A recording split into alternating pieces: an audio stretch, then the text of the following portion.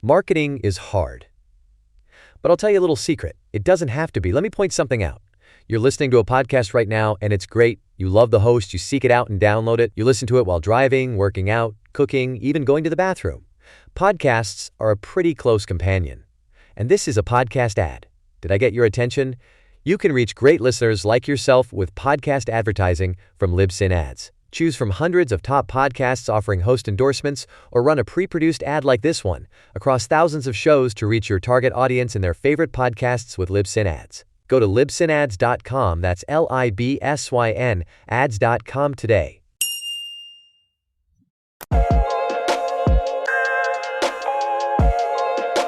Welcome to Hacking Your ADHD. I'm your host, William Kerb, and I have ADHD. On this podcast, I dig into the tools, tactics, and best practices to help you work with your ADHD brain. Hey team, we've got another exciting guest teed up for this week. I'm talking with Sean Brock, a neurofeedback expert and owner of Neuro Colorado. Now, I'll be honest that I had a lot to learn in this interview because I wasn't terribly well versed on the science behind neurofeedback. In the interview, Sean shares the fascinating history behind neurofeedback and how it's evolved from training cats to helping humans regulate their brainwaves. We get into how neurofeedback works and some of its longer-term benefits. Also, we end the interview by taking a turn and talking about EMDR therapy and how it's somewhat similar but distinct from neurofeedback. Then we get into internal family systems therapy, IFS, which I think is just a really fascinating form of psychotherapy. As I mentioned, I didn't have a lot of knowledge on neurofeedback going into the interview, and a lot of that stems from the fact that there's kind of a controversy surrounding its effectiveness in treating ADHD. As Sean is the owner of a neurofeedback facility, it is quite understandable that he is very bullish on the research showing its effectiveness. And based on my conversation with him, it seems well warranted, especially with the caveat he gave in the interview that neurofeedback is not a magic process, but requires guidance from a qualified practitioner. That said, while I think the science behind neurofeedback looks very promising at this point, take the interview with a grain of salt and be aware that not everyone is convinced of its level of effectiveness. While promising, neurofeedback isn't for everyone, and its general accessibility still has a ways to go. And also remember, this isn't a case of just doing one thing or the other. Neurofeedback can work great alongside medication and other therapies as well. If you'd like to follow along the show notes page, you can find that at hackingYourADHD.com/203. Alright, keep on listening to find out how your brain's electrical activity lights up your ADHD.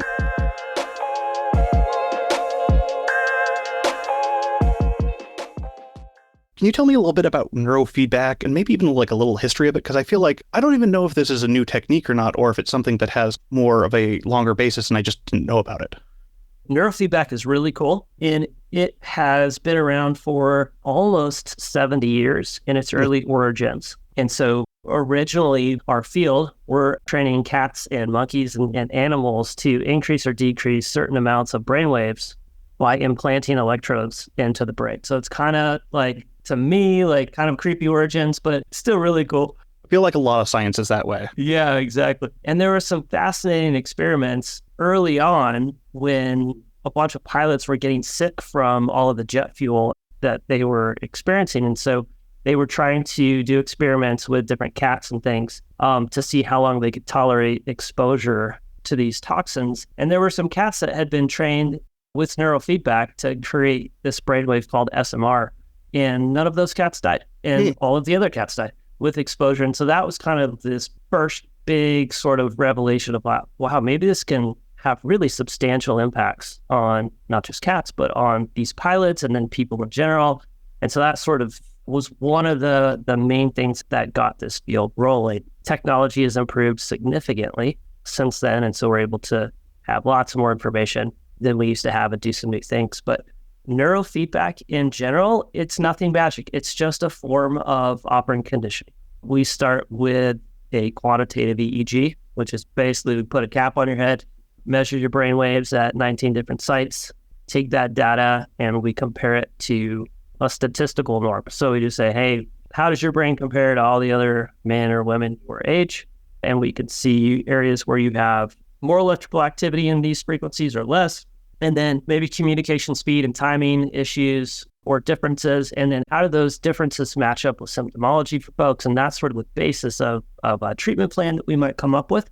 And then it really is in real time putting the electrodes on your scalp and then in real time seeing how much certain brainwaves you're creating and then learning to control those yourself through feedback from the computer. So if somebody said, hey, Sean, I want you to create more 15 to 22 hertz activity in your left parietal lobe, be like, I have no idea if I'm doing it or not or how or anything.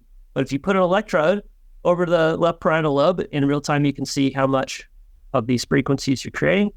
And then based on kind of a reward-based system, every time I create more than a threshold, the computer says, yay, you're doing it. Over time, we can learn how to get into particular brain states that will change the way our brain's functioning. Is this like targeting, when you're like in a session, are you targeting like specific ADHD symptoms then? And being like, okay, we're going to try and get brain waves that will mitigate what's going on. Yeah, exactly. So from that quantitative EEG, we'll be able to identify sort of what type of ADHD someone has, or even if they have ADHD. And so the classic ADHD presentation in the brain, at least electrically, is too much slow wave activity in the frontal lobe. If you have too much, we call it theta. So that's like 4 to 7 hertz, 3 to 7 hertz activity. If you have way too much of that, your brain is kind of going into this like daydream sort of state, call it the hypnagogic state. And it's basically, I'm not really super present right now. I'm kind of daydreamy and out there. If that's the type of ADHD someone would have, we would put some electrodes on the scalp over the frontal lobe. And in real time, we can see how much theta they're producing. And then they can learn to create less theta. And as they do that, their ADHD symptoms go down. I love this idea too, that you're using, being able to like kind of identify types of ADHD. Are these what you're finding matching up with like the more classical model of like there's inattentive, hyperactive, and combined, or is you finding different classifications now? I think it's quite different, actually. For a very long time, most of our diagnoses for mental health conditions were all based on symptoms. And so if you have this cluster of symptoms, then we can diagnose you or not diagnose you with a particular mental health disorder. The brain historically has kind of been a black box. Like we haven't been able to see what was actually happening. And it's one of the only sort of healthcare fields where we haven't really tried for a long period of time. We haven't really tried to identify what's the source. So instead of saying like, I have chest painism, we would want to identify why. Is that heartburn, or you have a heart attack? Like, what's going on? But with the brain, we just say, well, you have these symptoms, so therefore you must have this thing. When we look at the brain's electrical activity, there are 5 or 6 main subtypes of ADHD or dissociative disorders, or ways that it can present in the brain, and they're all quite different. So the ontology is very different, or where it's coming from in the brain is different, but the symptom set may be really similar. Okay. And so we need to target specifically what's happening in the brain, not just say, well, you have ADHD, therefore you must have too much frontal theta. I've been writing a bit about how diagnosis works recently, and it is frustrating how subjective it can be when I'm looking at like, oh, how this works. And then I'm also like, with people with self-diagnosis, and I'm also like, I understand the need for the equity of this, but also like, we got to watch out. Like, maybe you have a sleep disorder and it's making these symptoms, or you have trauma and it's making these symptoms. And so it's like, I mean, if you're doing stuff that helps you, great, do that. But also the brain is so complex and we don't know enough. Yeah, I think especially if we're trying to do interventions or treatment that isn't just behavioral, right? It's like, if you're struggling with organization and you find a great organizational system and that really helps you navigate life, fantastic. I don't care if you call it ADHD or not, but when we're looking at medication or neurofeedback or neurostimulation, things that have relatively precise, even binaural beats and like photic stimulation, things like that, you can do yourself a disservice if we assume ADHD is all the same thing. Neurologically, it's not. So you can actually exacerbate your symptoms or increase anxiety significantly like that. So one of the things that's just making me think about too here is like, well, I do agree with like a medication first approach for a lot of people.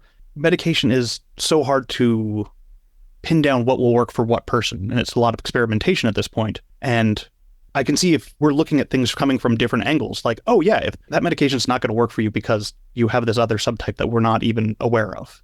Main subtypes, I'll kind of go through them. So we'll get a little bit into the weeds here. Too much theta, which is a slow wave, or that kind of that hypnagogic state. Typically, it presents in the front of the head. It can be kind of anywhere. excess alpha, which is the next brainwave faster, and it has a different feel.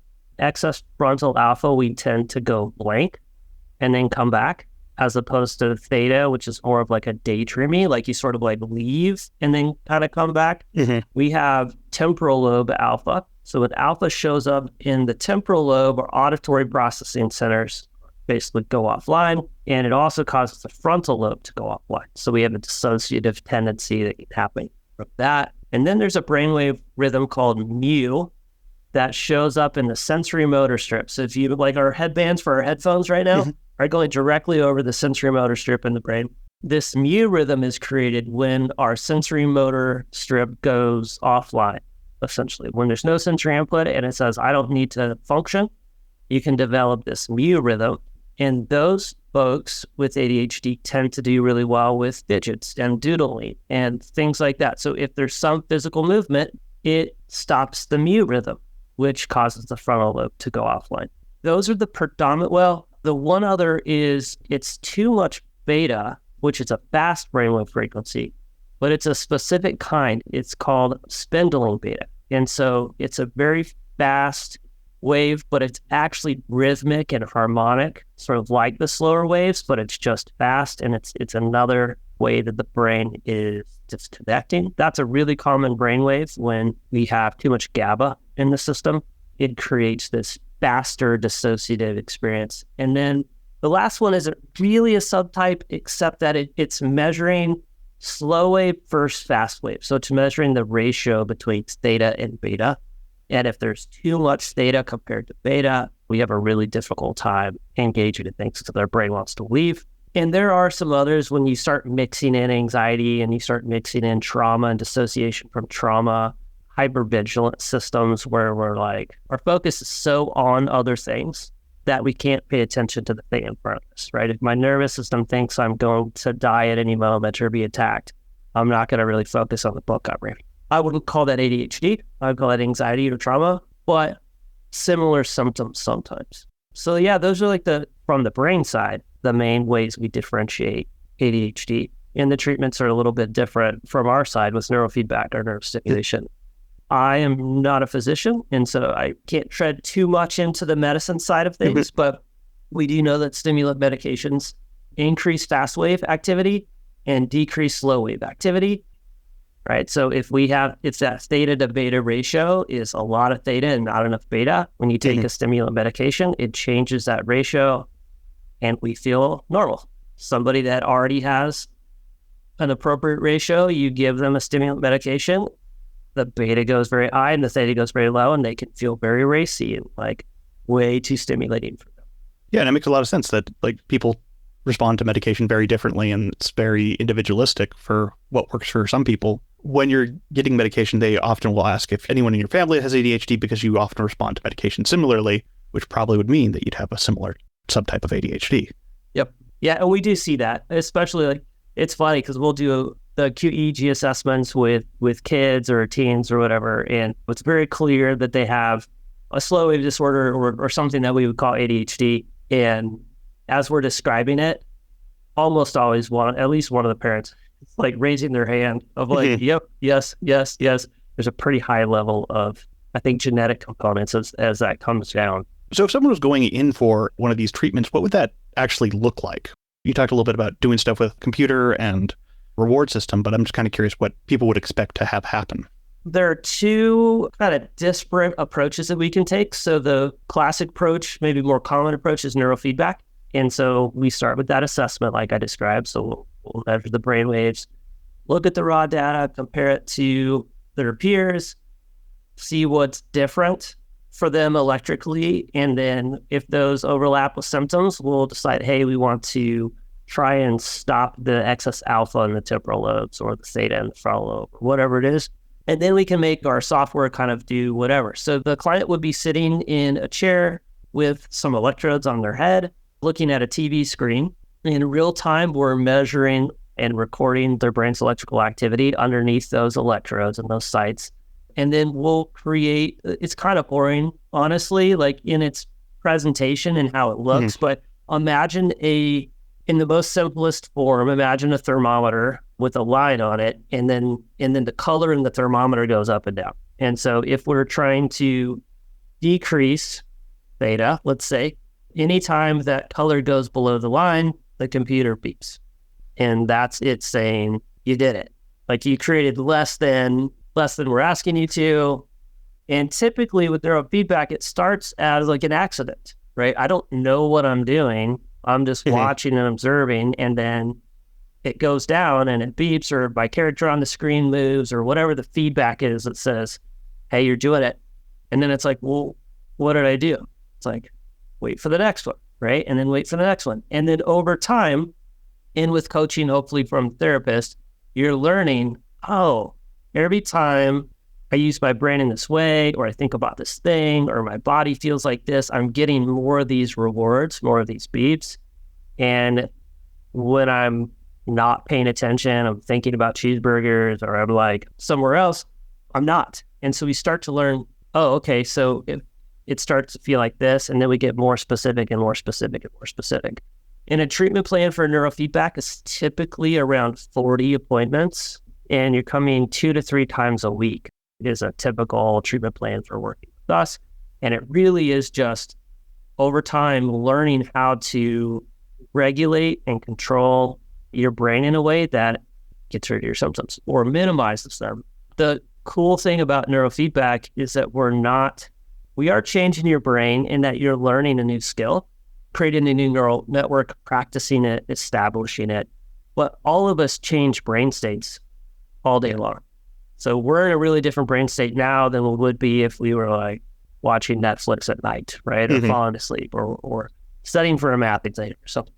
And so we're simply teaching the person, hey, how do you create this specific brain state that will allow you to focus? But ADHD has all kinds of awesome things to it as well. And so we don't always want to be super focused, super engaged, dialed in. It's like we want to be able to be creative or spacey or impulsive sometimes and whatever. And so we can be, and we've been out of that state. After, say, these 40 sessions, what kind of result would you expect people to have? Is it something where it's like people are like, oh yeah, I feel like I don't have ADHD anymore? Or is it just like a mitigation? And is it a long-term effect? Or is it kind of like something that like after a few years, people are like, oh yeah, I should do that again? Typically, it's a long-term effect. We're doing operant conditioning, right? It's the same as like training a dog to sit down and lay down and roll over, right? It's like giving them treats when they do the behavior we're asking them to do, and then they learn the skill, and then you don't need the treats anymore. Now, do that. All of our cell phones, every social media app uses randomized reward operant conditioning to train us to doom scroll all night instead of go to bed, right? So they are training us to need this thing or do this behavior, and we're all complicit, right? And this thing is really powerful. So when we're doing neurofeedback, we're teaching somebody this new brain state, and then they're practicing in it. Ideally, you feel better when you're in that state. And so you continue to use it, and it becomes a really natural part of your life. It's a relatively easy brain state to get into, and one that you can also choose to step out of when you want to. So it should be pretty long-term. With all operant conditioning, there can be some extinguishing that happens over time. So some folks will come back in for, like if you want to call it a tune-up or a refresher or whatever. And then that actually really strengthens operant conditioning results. And so, but typically we don't see people come back to the clinic once they finish. And it seems to be like a long-term thing that they've learned. Where's the research on this right now? It seems like this is something that has a lot of techniques that you can see the results from. It's very easy to be like, yes, this is working. No, this isn't. So it's kind of I'm curious where that research is at right now. Yeah. So there is a lot of research out there, and some of it's good and some of it isn't very good. Most of the research indicates that neurofeedback is pretty helpful. There's some things to navigate in this. One of the kind of big things historically was that the American Academy of Pediatrics looked at sort of all of the research for ADHD treatment for kids. They looked at all of the neurofeedback research, and I think they have 5 or 6 levels of evidence-based treatment, from the highest level of it's absolutely evidence-based treatment to there's no evidence that says this works at all. At the bottom level, after their meta-analysis, they put neurofeedback in the highest category of evidence-based medicine for the treatment of ADHD in kids. The only other treatment that was in that category was medication.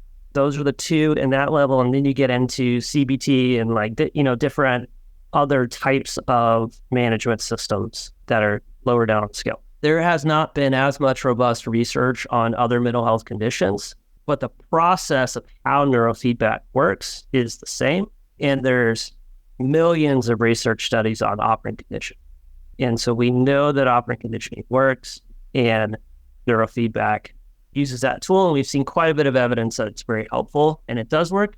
Some of the nuances come when it's hard to do a double-blind study of neurofeedback because the EEG, like a clinician that would be running the software would know fake EEG from real EEG. And we would be able to see, did they blink or cough and it totally disrupted the EEG, or they did and nothing happened. So their sham EEG studies, their sham neurofeedback studies to create that double blind is very difficult. The other component is that the software doesn't do anything magical, right? It doesn't, like, just sitting down and having a screen get bright or dark or a computer beep at you doesn't do anything, right? So there are some clinics or folks that use neurofeedback that I don't think really understand how it works, and they put an electrode on your head and they turn it on, they leave the room, and they come back 30 minutes later and turn it off and say, all right, see you later. Maybe you learned something, but probably not. And so to have good effects from neurofeedback, you have to have a therapist that is really engaged and helping you realize operant conditioning takes an operator. It takes somebody choosing on purpose to do something and then learning how to do that thing. And I think when that process is in place, it's super effective. That also made me think about, there's a lot of like ADHD treatment plans come with like a multimodal approach. And would that be something, is this like a therapy on its own, or do you think it would be part of a bigger treatment plan like this and medication or something? Yep. So a lot of our folks come to us on medication. Some of them come to us because they don't want to be on medication, especially for their kids. They may not want their kids on medication. And we find that many of our folks that come on medication either decrease the amount of medication they're taking or stop altogether. Some of them stay on it. A bunch of our clients don't ever start if they need it. It's not to say that I'm not anti-stimulant medication, but if we don't have to take it, that's great. And if you do, that's okay. Like, neurofeedback is a great adjunct to lots of different things, whether that's counseling approaches. That's our bent. We're all counselors. So we think it's awesome. Other types of organizational approaches. There's lots of other biohacking, types of approaches to increase clarity. There's ways to like chunk your day, like time chunks. There's all sorts of stop interruptions, like all these things. And neurofeedback can be really complementary to other systems that you're trying to put in place. It's sort of like, in large part, I think it turns the volume down or the intensity down on some of those symptoms. And so many of these other modalities then become more approachable or effective. Often what I tell people to like start with medication is just like, there's so many things you can do, but if you're medicated, those things are so much easier to do. Yes. And it sounds like it's a very similar approach. Yep, exactly. Is this also something that adults can approach as well? Yeah, great question. It definitely is. It feels like, podcasts like yours, but I feel like all over, like adults are finally realizing that they have ADHD and they've wondered why they have struggled in certain areas in life. And it's awesome to see people realize that. For me, one of the coolest things is doing those quantitative EEGs and really being able to see the brain and to be able to point out, like, this is legit. Like, the way that you're feeling and your experience of yourself in the world is not, you didn't make it up. It's actually objective data that says your brain compared to your peers is real different. And it of course, it's almost impossible for you to do X, Y, Z, right? Or why you really struggle in this particular area over and over. It's super validating for people to get to experience that and then say, hey, and there's things we can do. We can help change how you're feeling. I love the, like, whoa, It's not my fault. That's what I feel. Yeah. Well, because I know so many people that are like, I think it's ADHD. But what if it isn't and I'm just super lazy? And it's like, it's probably not the case, but... Probably not. If you care that much, and if you try really hard, and then your answer in the end is I'm lazy, like that's a non sequitur, right? Like there's something else going on there. Yeah. If you're really lazy, you wouldn't care or try. It's a whole different ballgame of like when you're feeling lazy versus when you're feeling like there's an executive function issue. I also think that our culture, our world has increased the demands on our brain and increased demands on our attention by incredible proportions. I think back to my childhood in the 80s and 90s, and it's like we were listening to music and stuff. There were some TV shows, but like from then until now, it's just this massive shift in how much information we're trying to process and handle, and the discomfort that comes for us in particular now when we're not constantly being stimulated by something. And that boredom and the discomfort that comes from it has really shifted, I think, how everybody's brains are working. But I think also it shifted our expectation of what we should be able to do. I should be able to pay attention for 10 hours straight at a computer, right? You're like, really? No one in the history of the world has ever had to do that. Yeah. Like, I think we're asking our brains to do something extremely exceptional, and then we've assumed that that's the norm, but it isn't. So if people were interested in starting to try and do some neurofeedback, where should they look? Because you mentioned like, not all practitioners are going to be equal. How do they find someone that's qualified? So neurofeedback is an interesting field because it's not its own field. So you can technically use neurofeedback or provide neurofeedback services based on whatever licensure you have. So if I'm a counselor, I can use neurofeedback to treat mental health, but I can't use it to treat epilepsy, right? But a nurse or a physician could use it to treat epilepsy. Understanding, some folks use it for educational purposes, trying to treat dyslexia, trying to treat other things like that. And so first identifying, hey, why am I going? So if I'm going for ADHD, then I probably don't want an educator doing my neurofeedback. I may not want a chiropractor doing my neurofeedback. Maybe I do. I may not want a physician. Maybe they're good at prescribing medication, but are they focused on mental health, or are they focused on COVID, or like something like that? And so I think it's finding the type of provider that you would first want to go to, even if they didn't use neurofeedback. And then if they do, that's great. There's a board certification that you can get in neurofeedback, and it's bcia.org. And it's not an awesome website. It's an old website, but there is a board certified in neurofeedback search that you can do. And you can find providers in your area that have at least met the board certification level of training and education there. And that's a great place to start.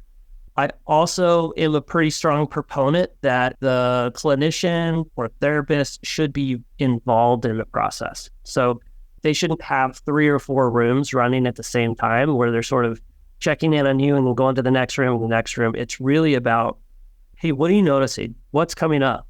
How do you feel this in your body? What brain state are you in? It's really like this, I think, a highly engaged approach to neurofeedback is much, much more successful. So I think also interviewing folks and asking how they do feedback. There are also lots of different styles and approaches of neurofeedback. I've mostly been describing sort of the most basic, which I think maybe is the most effective as well. It's called amplitude training. So we're trying to train up or down the amount of brainwaves you have. But there are quite a few other approaches as well. And so I think doing a little bit of research and, finding folks that maybe are multimodal and can say, hey, for you and your brain, we think this is the best approach and here's why, as opposed to this is the only exposure I've ever had, so it must work. That's pretty good. And I'm going to switch gears here now because there's just, based on what I had here, I just wanted to also, because I was reading about your training in EMDR and then also internal family systems, which are both things I was kind of been like, I want to read more about those. Could you tell me a little bit about those? Totally. EMDR, sometimes people are like, hey, what's the difference between EMDR and neurofeedback? And I'm like, they kind of have nothing to do with each other, except they both claim to be related to the brain. And so EMDR is a desensitization technique. Originally, it was sort of created for single incident trauma. and the desensitization of single incident trauma. And then over time, it's begun to be applied to more and more things and quite successful at that. But the way I define trauma is if I think back, all of us have yucky stuff in the past. If I think back to the past and I'm like, that was really sad, or that was really hard, or ooh, I remember that was scary, but I don't really feel anything now, that's a bad memory, right? Yeah. That's not trauma. If I think back to a really challenging or scary or sad situation and I'm like, whoa, like instantly in that moment, I feel it again in my body. I feel scared again, or I'm sad again, or whatever. That's trauma, right? And so trauma is sort of the past not living in the past. Past is still present and sort of like the light switch is still turned on for that event, and we haven't allowed it to move to the past. So EMDR is eye movement reprocessing and desensitization. And it's a counseling technique that allows you to partially re-experience these past negative experiences and follow how your nervous system stored that information. And then over time, I think because you're partly here in today and you're partly back then, you're a different person now than you were then. So as you're processing this information, your brain is able to do something new and different with it than it has before. It can sort of solve the problem to some degree and allow it to then remain in the past. There's an element of bilateral stimulation. And so with EMDR, classically, you would use eye movement. So you would follow someone's fingers back and forth while you were partially re-experiencing these past events. They also, you can do headphones that beep or have sounds in different ears, or buzzers that you can hold in your hands that will vibrate left, right, left, right. And yeah, it's a really great technique to desensitize our triggers.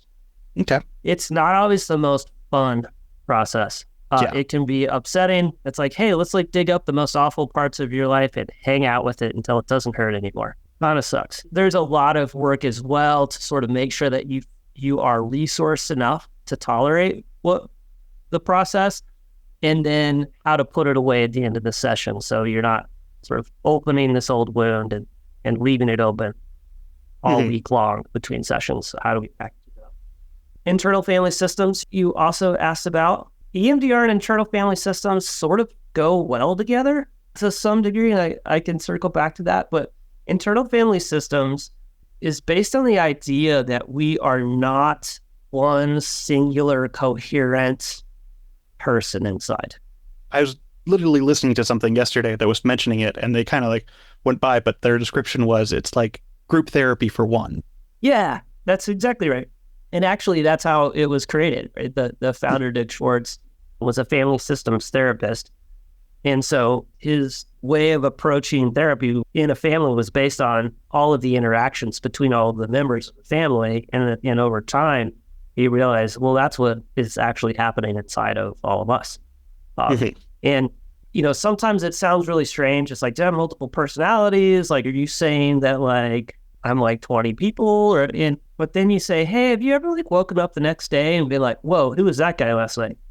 You know, or man, I got really defensive, right? Or when I feel really scared, I behave like this. When I'm triggered, right, I behave in this way. And then when I'm not triggered, I behave in a totally different way. So we would say those are parts of us. Those are ways that we show up or present in different situations. And internal family systems is really a process of getting to know the parts that we have and how they function, when one is going to come forward or another is going to come forward, and why, and all of that. And ultimately, the goal is to help those parts begin to believe that self. So there's this concept of self, which is maybe our like highest and best self. We would say that everyone has self, and it has similar attributes kind of across the board for everybody, helping these parts to believe that self is the best leader for the system. Right. Okay. And so there's analogies like a conductor in an orchestra. The conductor is self. And if all of the parts, all of the instruments in the orchestra decide they're going to play however they think is best, the music is terrible. Right. If the percussionist decides, hey, this is a perfect time to crash a cymbal while there's a violin solo happening, like it's chaos. The conductor maybe isn't the best oboe player, maybe they're not the best at any of these things, but they're the best leader. And so it's building a relationship amongst the system where self can lead, but it is calling on our certain parts to participate or best. And then there's a whole process of, are our parts actually performing functions that are helpful for us? And if they're not, why? And then how to help them sort of let go of the need to do that. Yeah. I mean, that sounds like so much of the stuff I've seen with like past behaviors I've developed that, no longer serve me because, they were from trauma or whatever, it's like it was protecting me at the time, but now it's not. That's exactly right. And most of the time when we're in a part, unless it's like a manager part, we have parts that are like, hey, I'm really good at organizing. You're like, great. Those parts feel more adult. But most of the time when we're feeling defensive or we're feeling scared or we're feeling, all these things, it's like, how old do you feel right now? Do I feel like a 47-year-old man? It's like, no way. I feel like I'm 7, and I just need a hug, or whatever it is. Yeah. And that's one of the, as we get to know our parts, it's one of the questions. It's like, hey, how old? And how old do you think I am? They're like, I don't know, 10. They're like, newsflash, like, I'm old, we actually don't need to behave like that anymore because we're adults. They're like, oh, wow. And so it's a really beautiful process, and it's it's all based in not to be just cheesy kindness, but it is based basically in self-love. How as like self can I care for these parts that are hurt or needy or whatever, instead of saying you're annoying, go away. It's, hey, what do you need from me in order to feel safe enough to not behave like that? And that's where it overlaps with EMDR, is that when we're processing old traumas, we're often dealing with parts. We're dealing with younger parts of ourselves that don't know how to handle the things that happen to them because they're kids, right? And as adults, we have a very different perspective on that. But when we get triggered, we feel like we're back there. We feel like we're young, right? And so I think having some knowledge of both of those types of therapies can be really helpful, because we can sometimes move through EMDR faster when we realize that, oh yeah, this is like a little kid in here. They need love instead of shaming, or whatever. Yeah. It's not a bad part of yourself. It was a part that's trying to help you, and it's not helping anymore, but hey, it was trying to help. And I'm like, I don't know. I'll be working with people and, it's like, hey, how old is that part that's trying to help you date this person? It's like, would you ever get your 12-year-old, boy or son, like involved in you, like managing an adult relationship and trying to date or be married or whatever? It's like, absolutely not.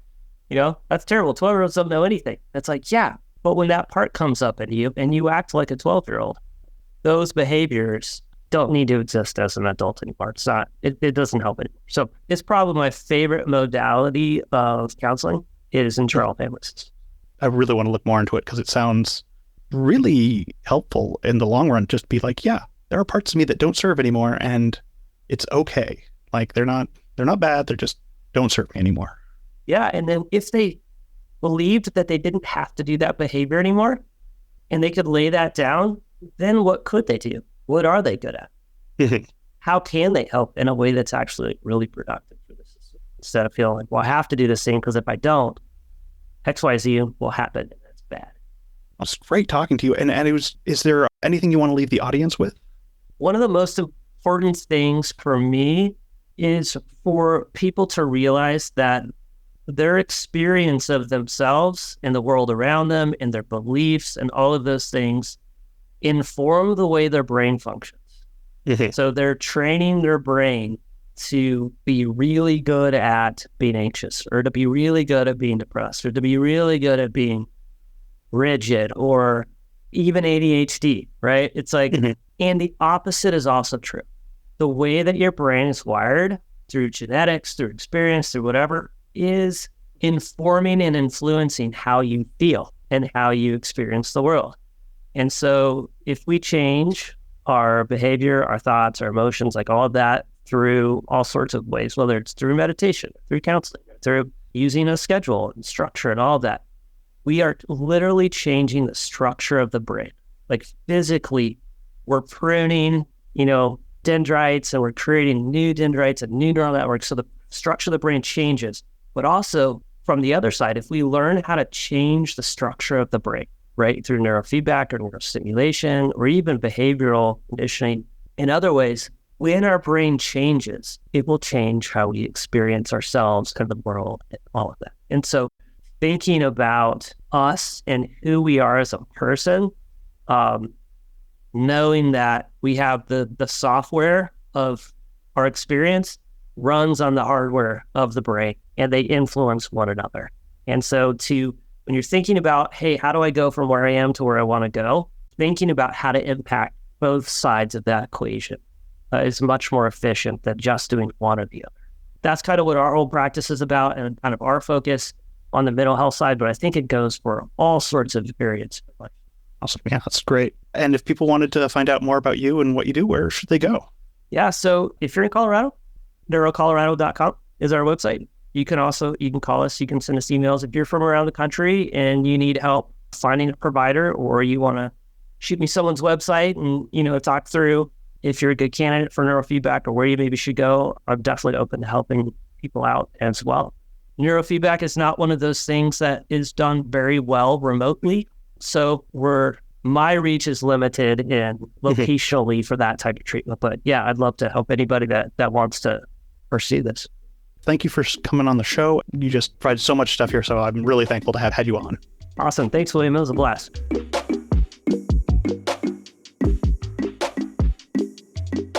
Thanks to Sean for coming on the show, and thank you for sticking with us all the way to the end. Before you go, though, let's do a quick rundown of today's top tips. 1.